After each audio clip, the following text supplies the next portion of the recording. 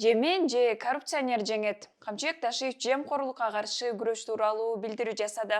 Могу жерди кандай кыйынчылык менен эметип. Бишкекте Батуми ресторанын мэрия буздурду. Депутаттар 23 жашка чыга элек кыздардын чет өлкөгө чыгуусуна тыюу салууну кайрадан сунуштап атышат.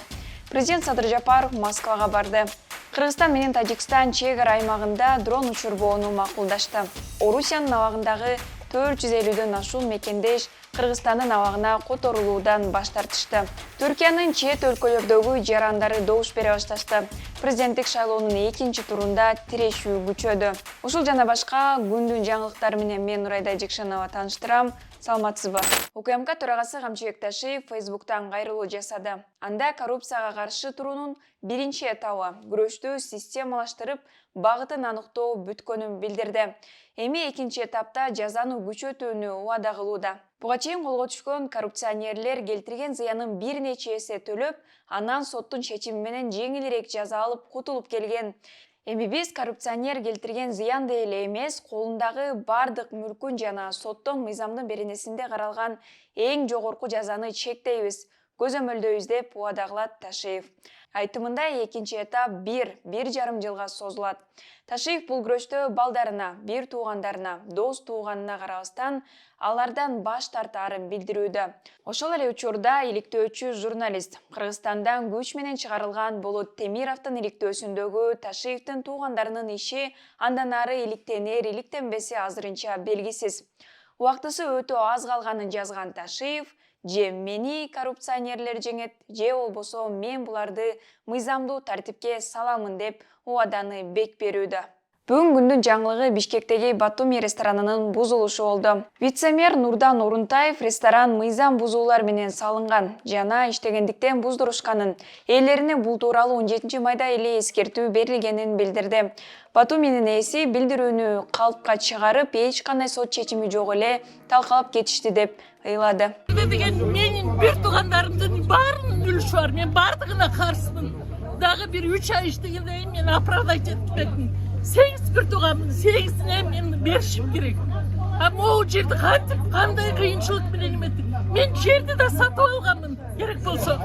Жерди дагы ошо чоңдордон сатып алгам. Депутат Надира Нарматова миграцияга кеткен кыздар турмуштан көңүлү калып, үй-бүлө кургусу келбей калат экен. Кыз келиндерди 23–25 жаштан кийин гана четке чыгууга уруксат бериш керек деген демилге көтөрдү. Нарматова мигрант кыздар кыйынчылыкка кабылып, жашоодон түңүлүп, үй-бүлө кургусу келбей калат жана миграция кесепетинен көп жаш балдар тирүүлөй жетим болуп, ата-эне камкордугусуз өсүүдө дейт. Буга чейин парламентте депутат Шайлообек Атазов да, андан мурдагы чакырылышта депутат Ыргал Кадыралиева жаш кыздарды четке чыгууга тыюу салуунун демилгелешкен. Эмгек миграциясына кеткен кыздар кыйынчылык көрүп, коркунучка көбүрөөк туш болоору белгилүү. Ошол эле учурда алар үчүн Кыргызстанда татыктуу жумуш орундары жетиштүү деген маселе турат. Өлкөдө орточо айлык 30 миңге жетти деп улуттук статистика билдирген менен демейде кыз келиндердин айлыгы андан кыйла төмөн. Андан тышкары Конституцияга ылайык ар бир жарандын өзү каалаган өлкөгө барып келүү акысына эч ким кол сала албайт. Айтмакчы, кыз келиндердин ары бери каттоо укугун бузбай турган, ошол эле учурда аларды чет өлкөлөрдөгү тобокелчиликтен сактай турган камкордук кандай болушу керек? Сунушуңузду комментарийге жазсаңыз дагы болот. Ал тапта президент Садыр Жапаров Евразия экономикалык биримдигинин жыйындарына катышуу үчүн Москвага барды. Аны аэропорттон тышкы иштер министринин орун басары Александр Панкин тосуп алды. 25 майда ЕАЭСке кирген өлкөлөрдүн президенттери биримдиктин келечектеги өнүгүүсүн, интеграциясын талкуулашат. Бул Жапаровдун май айында эле Москвага экинчи сапары. Буга чейин 9 майдагы жеңиш парадына катышып келген. 24 майда Кыргыз-Тажик чек арасында Баткен облусунун башчысы Абдикарим Алымбаев менен Согди облусунун башчысы Раджаббой Ахмадзода жана жергиликтүү аким күч түзүмдөрүнүн жолугушуусу өттү. Анда Кыргызстан менен Тажикстан чек ара аймактарында дрондорду учурбоону макулдашты. Мындан тышкары чек ара аймактарында тынчтыкты сактоо, коомдук коопсуздукту камсыз кылуу, провокациялык маалыматтарга жол бербөө дагы сүйлөшүлдү. Орусиянын абактарында жазасын өтөп жаткан 450дөн ашуун кыргызстандык өлкөгө экстрадиция болуудан баш тартышты. Муну Тышкы иштер министрлигинин консулдук департаментинин башчысы Алмаз Букалаев Бишкекте өткөн миграция боюнча жыйында айтты. Жыл башынан бери орус түрмөлөрүнөн 19 кыргыз жараны Кыргызстанга которулган, 38 жаранды алып келүүгө аракет кылып жатышат. Тышкы иштер министри Жээнбек Кулубаев Орусияда мигранттар тарабынан жасалган кылмыштардын саны өскөнүн, учурда Кыргызстандын 1100дөн ашуун жараны абакта экенин айтты.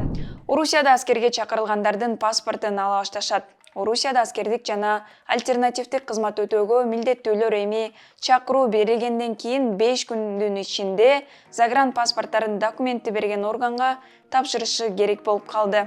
Эгерде алар аткарбаса, паспорт жараксыз болуп калат. Ошондой эле паспорттун ээси аты жөнүн, туулган жылы жана жери тууралуу маалыматтарды өзгөртсө, жарандыктан чыкса, паспорт жараксыз болуп калат. Тиешелүү органда сакталып турган паспорт кызмат өтөө мөөнөтү бүткөндөн кийин гана ээсине берилет. Бул мыйзам Орусия президенти кол койгондон кийин гана күчүнө кирмекчи. Орусияда расмий мобилизация аяктады дегени менен абактагыларды жана эмгек мигранттарды согушка тартуу фактылары болуп келет. Орус бийлиги мобилизациядан качкан өз жарандарын болгон аракети менен өлкөдө кармоо аракетинде. Мобилизациядан качкан 55 орусиялык Германиядан башпаанек тапты. Дагы жүздөгөн адамдын арызы каралып жатканын немис ички иштер министрлигине таянып, Redaktionsnetzwerk Deutschland сайты кабарлады. Негизи эле Орусия Украинага басып киргенден бери 2,5 миңдей орус жараны Германиядан башпаанек сурап жазган. Анткени Украинада согушкусу, адам өлтүргүсү келбегендерге баш калка берерин Германия бийлиги жарыялаган болчу. Түркияда президенттик шайлоонун экинчи турунда добуш берүү жүрүүдө. Чет өлкөлөрдө жашаган 3,5 миллиондой шайлоочу алдын ала добуш берип жатышат. Ал эми Түркиянын өзүндө шайлоо келаткан жекшембиде 28 майда өтөт. Ушул күндөрү айыгышкан таймаш жүрүп, талапкерлер улутчул катмардын добушун алууга ашыгууда. Режеп Тайып Эрдоган атаандашы Кемаль Кылычдароглуну өлкөдөгү күрд топтору менен тыгыз байланышкан деп айыптоодо. Ал эми Кылычдароглу Эрдоганды Түркиянын качкындарга толтурду деп күнөөлөп жатат. Биринчи турда 5% добуш алган. Улутчул катмар колдоду деп эсептелген Синан Оган колдоосун билдиргенден кийин азыркы президент Эрдогандын кайра жеңип чыгуу мүмкүнчүлүгү жогорулады. 28 майда Бишкекте да шайлоо өтөт. Кафеде киши сабап, мунун айынан мандатынан ажыраган Жаныбек Абировдун ордуна Ленин району өз депутатын тандамакчы. Бул үчүн 30 талапкер катталган. Эң көп добуш алганы шайланды деп эсептелет. Шайлоо демекчи, Америкада эмки жылы президенттик шайлоонун алды кызый баштады. Азыркы президент Джо Байденге кубаттуу атаандаш болуп калчу адам. Флориданын губернатору Рон Десантис талапкерлигин жарыялаганы турат. Республикачылар партиясынын өкүлү Десантис албетте талапкер болуп катталуу үчүн адегенде праймеризден партиялашы Дональд Трампты утушу керек. Ошентсе да 44 жаштагы Десантистин мүмкүнчүлүгү жогору деп жатышат. Ал Флориданы 2019 жылдан бери башкарып келет.